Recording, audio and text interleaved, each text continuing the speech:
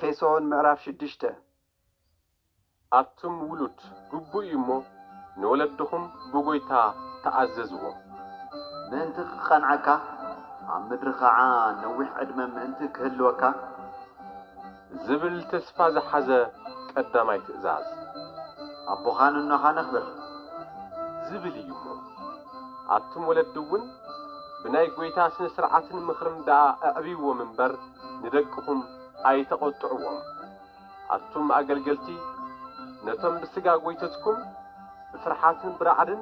ብቕኑዕ ልብን ከም ንክርስቶስ ጌርኩም ተኣዘዝዎም ከም ኣገልገልቲ ክርስቶስ ንፈቓድ እግዚአብሔር ብልብን እናፈጸምኩም እምበር ንሰብ ክትሐጉሱ ኢልኩም ንይምሰል ኣይትግበርዎም ንሰብ ዘይኮነስ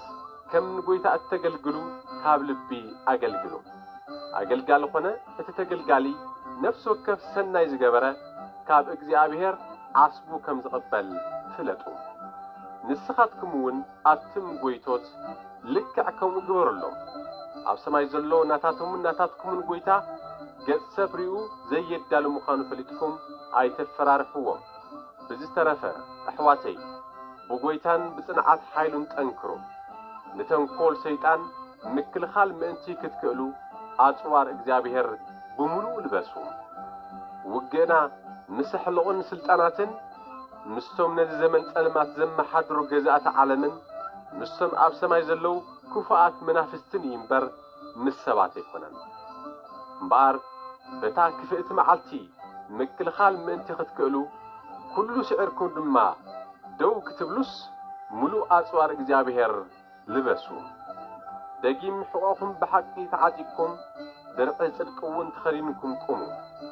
ነቲ ሰላም ዝህብ ወንጌል ኣብ ኣእጋርኩም ከም ኣሳእን ብምእታው ተዳሊኹም ደው በሉ ኣብ ርእሲ ዝኹሉ ኸዓ ነቲ ናይቲ ክፉእ ሃልሃል ዝብል ፍላጻታት ኩሉ ክተጥፍእሉ ትኽእሉ ዋልታ እምነት ኣልዕሉ ናይ ምድሓን ቆባዕ ሓጺን ድፍኡም ናይ መንፈስ ቅዱስ ሰይፊ እውን ማለት ቃል እግዚአብሔር ሓዙ